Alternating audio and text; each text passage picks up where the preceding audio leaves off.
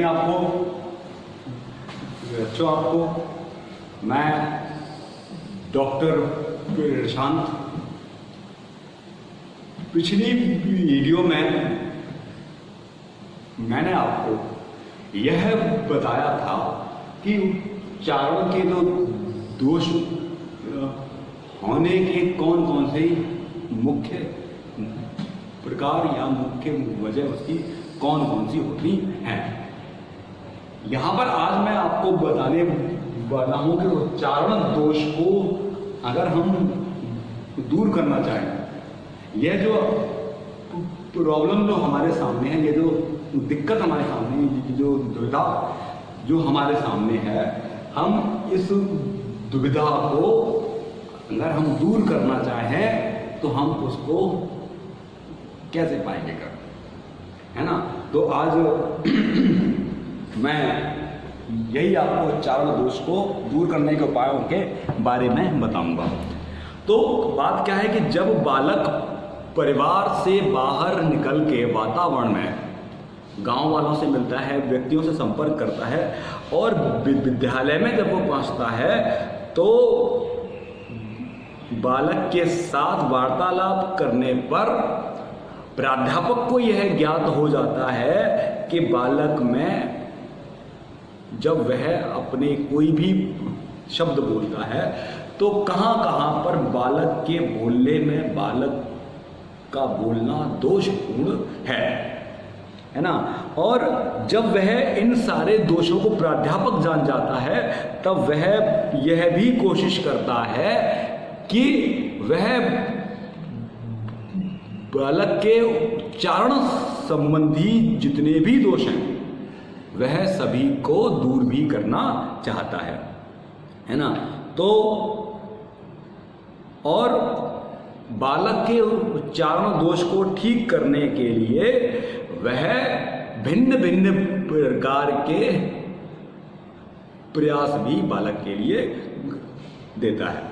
अच्छा, और भिन्न भिन्न प्रकार के प्रयासों को अपनाते हैं क्योंकि वह चाहते हैं कि जो भी हमारा बालक हो, जो भी हमारा विद्यार्थी हो, स्टूडेंट हो, वह किसी भी भाषा का कोई भी शब्द बोले परंतु वह बिल्कुल सही उसे बोलना चाहिए।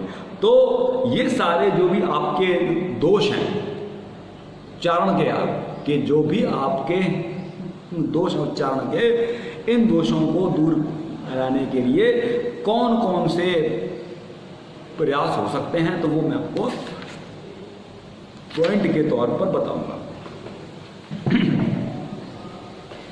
पहला पॉइंट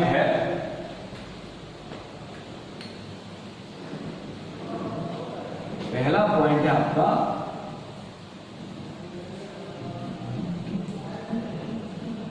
साउंड की आपकी जो भी होती हैं ध्वनि तत्वों का ध्यान देना। ये आपका फर्स्ट पॉइंट है और यही वाले पॉइंट का साथ ही एक पॉइंट है आपका, वह क्या है,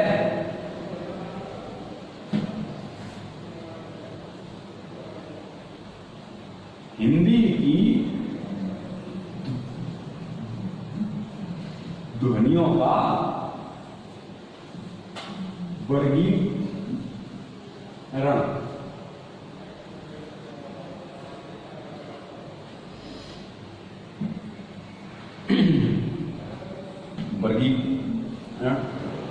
सेकंड इसी में पॉइंट है वह है कि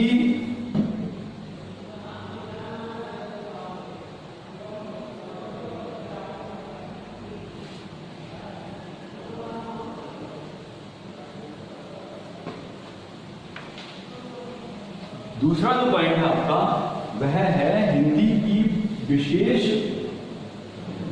ध्वनियों का ध्यान देना।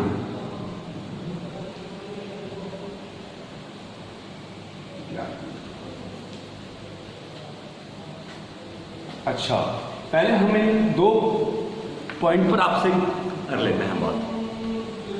तो पहला क्या है कि जब बालक को भाषा का हो जाए ज्ञान, और बालक को भाषा ज्ञान हो जाए और वह पेन पेंसिल से जो भी उसमें वह बोल रहा है वह कॉपी पर कहने की भी उसमें ताकत बन जाए, और जैसे ही वह अपने उस बोलने के ज्ञान को कॉपी में जब वह कहने लगे, या वह तब चाहिए कि बालक को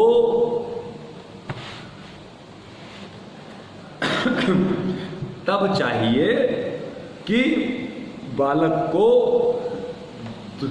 साउंड अपना जो है, साउंड साइंस जो है आपका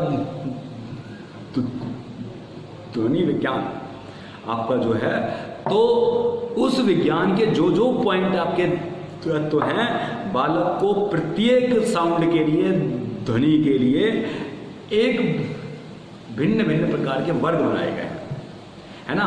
और वो जो वर्ग बनाए गए हैं वो भी आपको पता है कौन कौन से वर्ग हैं, वही प वर्ग, त वर्ग, है ना।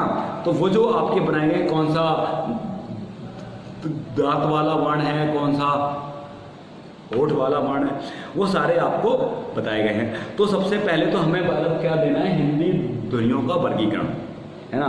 तो हिंदी ध्वनियों के वर्गीकरण में है कि ध्वनि तत्व का प्रारंभिक ज्ञान देने के पश्चात हिंदी की ध्वनियों के वर्गीकरण को भी अच्छी प्रकार से जानना चाहिए, और कौन सा वर्ण कैसे कहा जाएगा और किस स्थान से कहा जाएगा, किस प्रयत्न और व्यंतर से के आधार पर कहा जाएगा, वह भिन्न भिन्न प्रकार से बालक को वर्गीकरण के बारे में बताना चाहिए, और जिससे बालक में घोष, घोष, महाप्राण, अल्पप्राण, श्वास, नाद, दीर्घ, ह्रस्व, संवृत, विवृत, नुस्वार, नुनासिक आदि ध्वनियों के बारे में भी हमको बालक को ज्ञान देना है, ताकि वह सभी वर्णों के बारे में भली प्रकार से समझ जाए,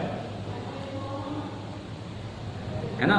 और ये जो भी मैंने आपको बोले, महाप्राण वर्ण, आपके प्राण, श्वास वाले, नासिक के, तो ये सब भी हमें बच्चों को बताना चाहिए। और बीटीसी के जब आप इसमें आए थे करने के लिए कोर्स में, तो आपके फर्स्ट सेम का जो कोर्स है, फर्स्ट पार्ट ही जो है, फर्स्ट पार्ट के बाद जब आपका दूसरा पार्ट आता है, तीसरा पार्ट आता है, तो उन तीनों पार्टों में केवल वर्गीकरण ही बताया।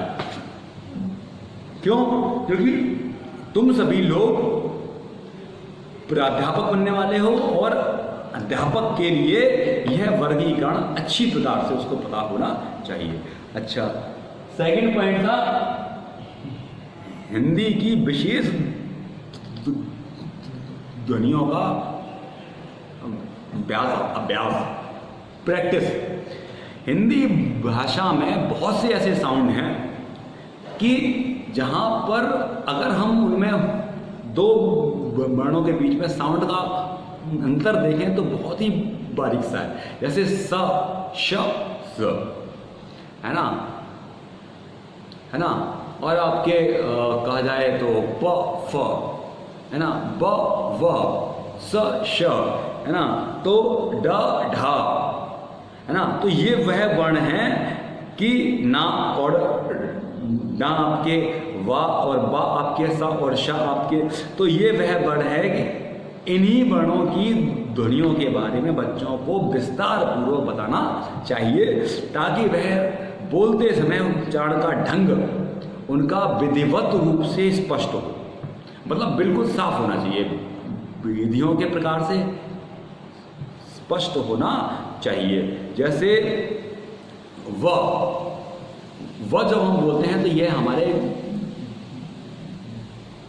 नीचे के होठ से बाहर निकलता है और दांतों को स्पर्श करता है, जबकि जो शब्द है ब आपके दोनों होठों को स्पर्श करता हुआ निकलता है। तो हमें ये भी पता रहे कि व नीचे के होठ से और ब दोनों होठों के मिलने से हमको उन दोनों के साउंड का जो स्थान है, साउंड जो प्लेस है, वह हमें पता होता है। अच्छा, तीसरा जो इसमें जो आपका पॉइंट है, तीसरा पॉइंट है आपका, मतलब यही वाले में जो फर्स्ट पॉइंट आपको बताया था, यही फर्स्ट पॉइंट के बाद आपका तीसरा जो पॉइंट है वह है उच्चारण स्थानों का बोध।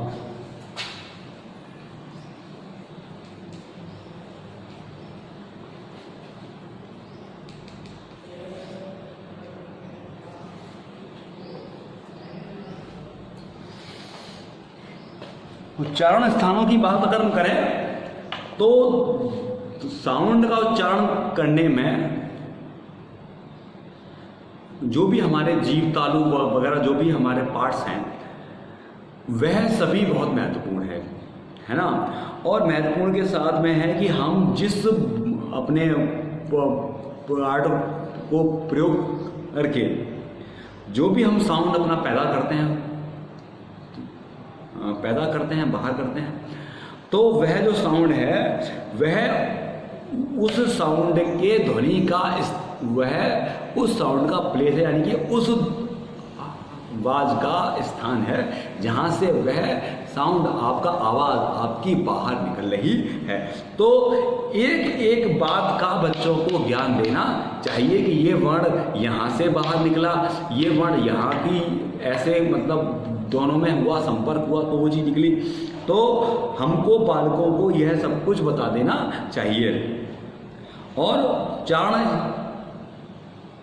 का जो स्थान है, अगर हम उस उच्चारण के स्थान का सही प्रयोग नहीं करते हैं तो जो भी हमारे साउंड हम कहते हैं बाहर निकालते हैं आवाज, वह दोषपूर्ण हो जाती है। और इन सारे दोषों को दूर करने के लिए हम भिन्न भिन्न प्रकार के जो है प्रयासों को देख सकते हैं। फर्स्ट आपका प्रयास है कि सर और गर्दन का एक फोटो बनाकर हम क्या करें कि हम बालकों को सर और गर्दन का एक फोटो बना करके दिखाएं और वहां से ये भी दिखाएं कि नाक से क्या कौन सा वर्ण आ रहा है, होठों से क्या आता है। तो वहाँ जो जो चारण स्थान से जो वर्ण निकलते हों वह हमको फोटो के द्वारा, पेंटिंग के द्वारा हमको बच्चों को बताना चाहिए। अच्छा, दूसरा आपका है कि जो साउंड ध्वनि के जो फोटोज हैं कैसे वह बाहर निकलती है, बनती है, वह भी हम बालकों को दिखाने चाहिए। अच्छा, तीसरा क्या है? तीसरा का आईना। हम लोग इसमें अपना फेस देखते हैं दर्पण में, तो दर्पण में बालक को स्वयं का चेहरा देखते हुए अपने इसमें बोलना चाहिए और बोलते हुए यह भी देखना चाहिए कि उसकी जीभ किन किन स्थानों को छूते हुए कौन कौन से वर्णों को बाहर कर रही है या उनको निकाल रही है। और पॉइंट नंबर आपका है 4, यह कहता है कि हम फोन के द्वारा, साउंड रिकॉर्डिंग के द्वारा और लिंगवा फोन के द्वारा बालक को शुद्ध उच्चारण और वाक्यों को बता करके हम वही प्रकार से उच्चारण का ज्ञान उसे दे सकते हैं और हमको बिल्कुल यही प्रकारों से बालक को ज्ञान देना चाहिए, है ना। और ये वाली बातों के बाद जो 3 जो पॉइंट आपको बचते हैं, मेन पॉइंट है। फर्स्ट तो मैंने आपको बता दिया था, सेकंड पॉइंट में है आपका मित्र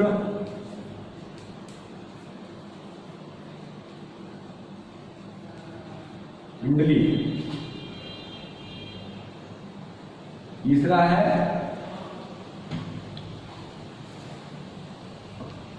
अध्यापक का उच्चारण।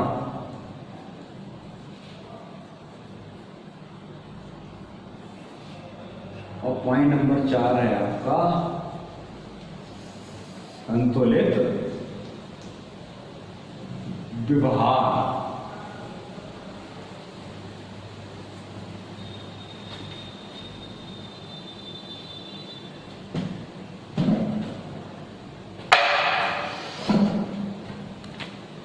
तो ये हमने आपको 3 पॉइंट बताया। इनमें पहला पॉइंट है मित्रों का। ये क्या होती है कि हम कोई भी भाषा को जब हम दूसरे को बोलता हुआ देखते हैं तब हम उसको बोलते हुए देख करके उससे हम वर्ण सीखते हैं, वाक्यों को हम सीखते हैं और उससे बोलने का ढंग सीखते हैं। तो जहाँ जहाँ व्यक्ति जिस व्यक्ति के जैसे जैसे व्यक्ति के साथ होगा वह व्यक्ति पर वैसे ही जो लोग उसके साथ के हैं, जैसे वह कहते हैं बोलते हैं, बिल्कुल वैसे ही वह भी स्वयं के बारे में मतलब चाण के बारे में वैसे ही वह भी बोलना प्रारंभ कर देंगे। तो यह प्रयास करना चाहिए किसी भी बालक को कि के साथ के उसके परिवेश के पास पड़ोस के जितने भी लोग हैं वह सभी लोग सही बोलने वाले हों, मतलब उच्चारण को एकदम सही प्रकार से पकड़ते हों और सही प्रकार से बोलते हों। तो वह व्यक्ति को चाहिए कि वह उन्हीं व्यक्तियों को अपना दोस्त बनाए, मित्र बनाए जिनको भाषा के बारे में अच्छी जानकारी है। अच्छा, तीसरा पॉइंट आपका है अध्यापक का उच्चारण। आपको पता है कि बालक के ऊपर जो सबसे ज़्यादा प्रभाव पड़ता है वह प्राध्यापक का पड़ता है। जैसा बालक का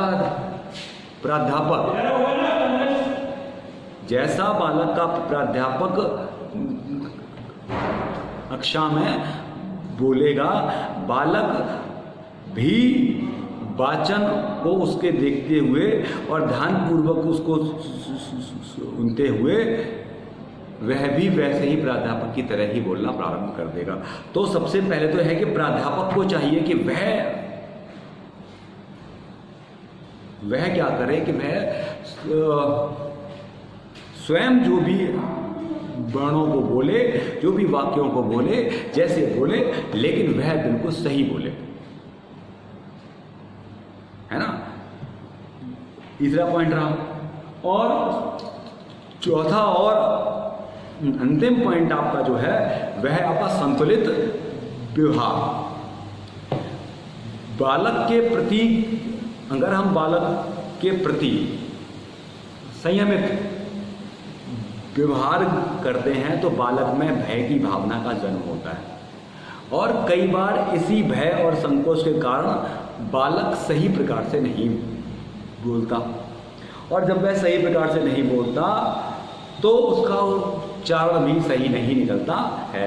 तो सभी व्यक्तियों को चाहिए, साथ में प्राध्यापक को चाहिए, परिवार को चाहिए कि वह बालक के साथ कोई भी ऐसा कार्य न करें कि जिससे बालक का जो मन है उसमें डर, भय और संकोच जैसी वस्तुएं, भावनाएं पैदा हों, और बालक के साथ प्रेम और विश्वास से और प्रोत्साहन से कि अगर बालक कोई दोष भी करे तो कहे अरे आप बहुत अच्छा बोलते हो, लेकिन फिर भी अगर यूं बात करो तो और भी अच्छा हो जाए।